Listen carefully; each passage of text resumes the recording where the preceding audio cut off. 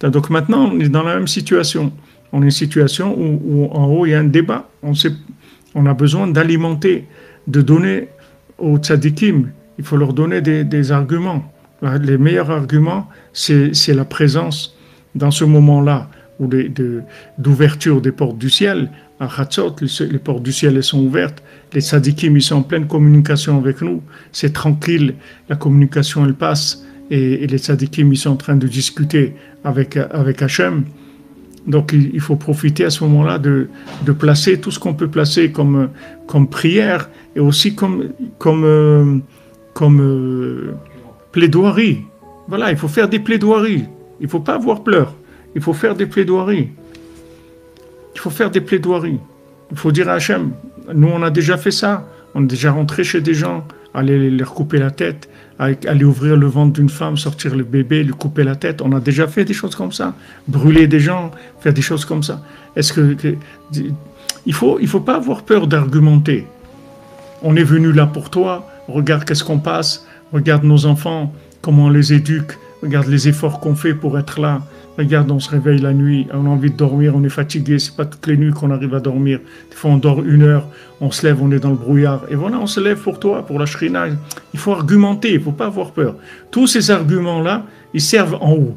Tous les arguments que vous allez pouvoir donner, ça sert en haut. Maintenant, le Zohar, il dit, comment Hachem il a ouvert la mer Rouge? Il a dit, Vayashkem Avraham Baboker. Il dit, moi, je demandais à Abraham d'aller égorger son fils. Le fils unique, tout ce qu'il avait, tout ce qui allait être sa descendance et tout, je lui ai dit d'aller l'égorger. Il a été le faire. Seulement, il s'est levé tôt pour le faire. Ça, je ne lui ai pas demandé. Il était obligé de le faire parce que je lui ai dit de le faire. Mais maintenant, je ne lui ai pas dit de se lever tôt. Mais lui, dès qu'il a pu le faire, le plus tôt le matin, il a été le faire. Alors que c'était contre ses émotions, contre l'amour qu'il avait pour son fils, etc. Mais il a voulu appliquer ma parole avec du zèle, il a voulu faire plus. Alors maintenant ça fait pas partie des choses justes. Il s'est dépassé, donc maintenant aussi je vais appliquer à ses enfants. Ce dépassement, je vais l'appliquer maintenant et on va ouvrir la mer Rouge. C'est comme ça qu'Hachem il a fait. Donc il y a des gens qui se dépassent tout le temps, qui font plus que ce qu'ils doivent faire, qui supportent plus, qu'ils devraient se mettre en colère, ils ne se mettent pas en colère, parce qu'Hachem il a dit de ne pas faire ça, ou ne veulent pas faire de la peine, ou ne veulent pas... Des fois, des gens, ils veulent exiger quelque chose qui leur revient. Et ils disent rien, parce qu'ils ne veulent pas créer des histoires. Ils se dépassent.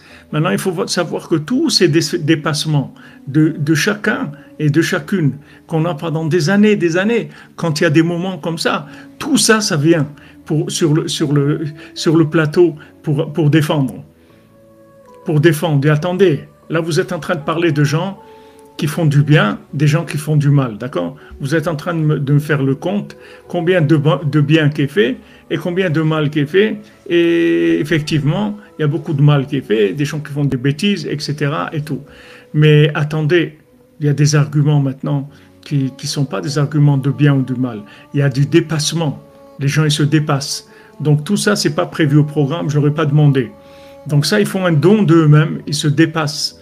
Donc ces dépassements-là, ça annule la justice. On sort du système de la justice, d'accord?